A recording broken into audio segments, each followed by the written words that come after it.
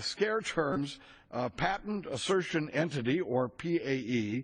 They've coined non-practicing entity, NPE, and of course, all of that means patent troll.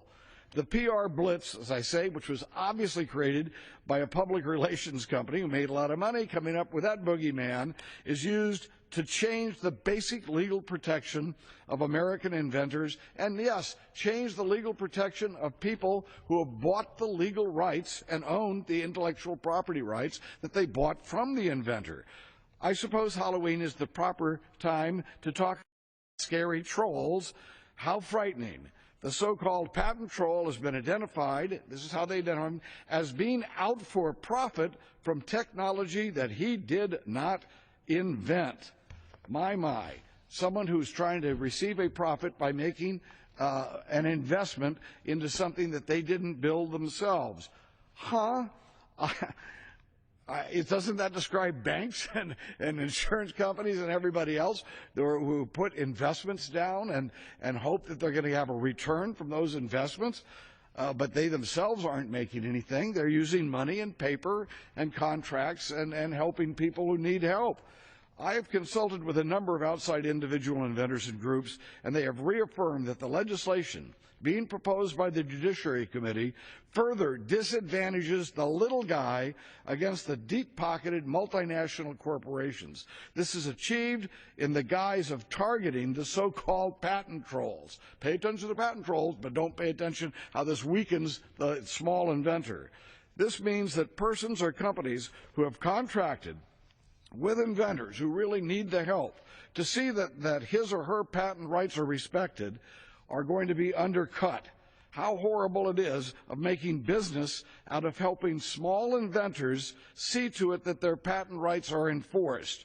Proponents of this legislation are covering up the fact that they have stolen someone else's patent rights and now want to change the system so they can get away with it, so that someone whose patent rights they don't own, and they have blatantly and just arrogantly grabbed and put into their own technology projects, that they don't have to pay for it.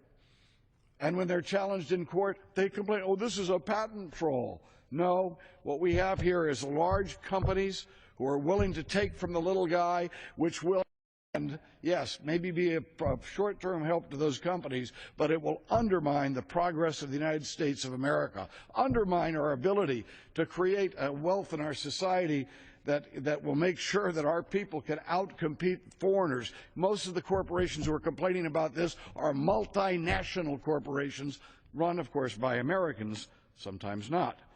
Often the only way that a small business inventor can enforce his patent rights is by hiring a patent assertion entity as an advocate, meaning a patent troll. Sometimes the big guys want to simply steal the idea and say, sue me, because these little guys, these small inventors, which are the mainspring of so many ideas, they don't have the money to fight the big corporations.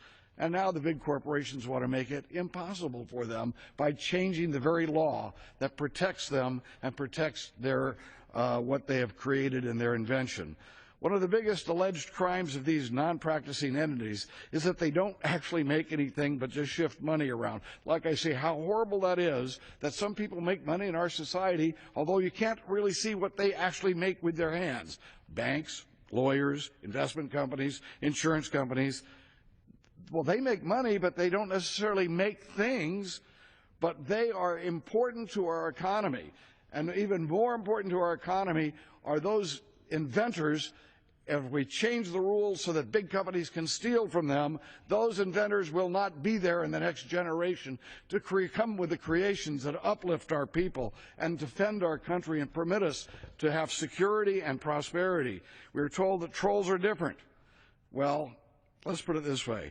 The trolls are different, and so they're trying to make money off something they didn't actually make themselves, but they aren't trying, as our multinational corporations are trying to do, to infringe on other people's property rights. Look who is pointing the fingers. The arrogance of these mega companies, warning us against small investors having the help of some investor. This is nauseating. These attacks on the rights of patent holders are seen as valid and virtuous, but if they happened against any other rights, they would be identified as the problem they are. Remember the big groups that are angry because they used patented technology without paying the owners, justifying it on the idea of a lack of the owner's enforcement. So these companies say, well, the patent wasn't being enforced, so we could use it, and now they were really upset when someone wants to enforce that patent. Well, now the rights of the patents are being enforced by someone who paid the inventor to sell him that property right.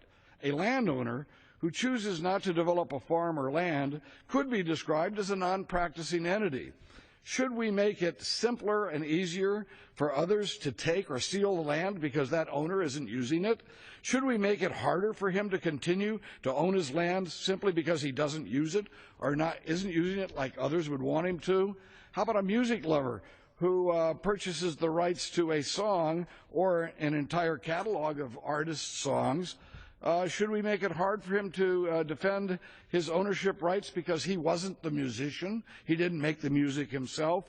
This campaign by multinational corporations and some of the world's richest men is an attack on the little guy's right to sell his intellectual property or to partner with someone else who can help him defend what is rightfully his. While I don't have time to go through all of the problems of this legislation point by point, I will refer to problems brought up in this bill. The claim that this legislation is designed to go after patent trolls, to make these patent trolls more accountable. That's what they claim. But how are they doing it? They're doing it by making it harder for every patent holder to defend his patent rights, every ordinary American. They claim they are making it easier and less costly to defend baseless claims of patent infringement. Well, they claim these are bad patents that should never have been issued. They claim many things. Section 3 of this bill, for example, makes it easier to defend against false charges of patent infringement. But it also adds significant new burdens onto a patent holder who rightfully seeks to defend his patent rights. In addition, this section increases the potential downside risk of suing to defend one's own patent rights. We should be doing everything we can to make the system quick, cheap, and simple to defend, both to defend patent rights and to defend against baseless charges of infringement. But this legislation is primarily geared toward making it harder, more costly, more time-intensive to file claims of infringement. That is exactly the wrong direction to take. The added pleading requirements will also require very thorough and expensive pre-filing discovery processes, again, discouraging underfunded patent holders from defending their patents. Well, there are limitations on a fishing trip type of discovery that may hold costs down and also protect patent holders from discovery IP. Those protections don't overcome the provisions which make it more difficult to defend perfectly respectable patents. In addition, by moving to what is essentially a loser pays, which is what this legislation is attempting, the little guy is once again put at great risk when suing a big corporation for infringement.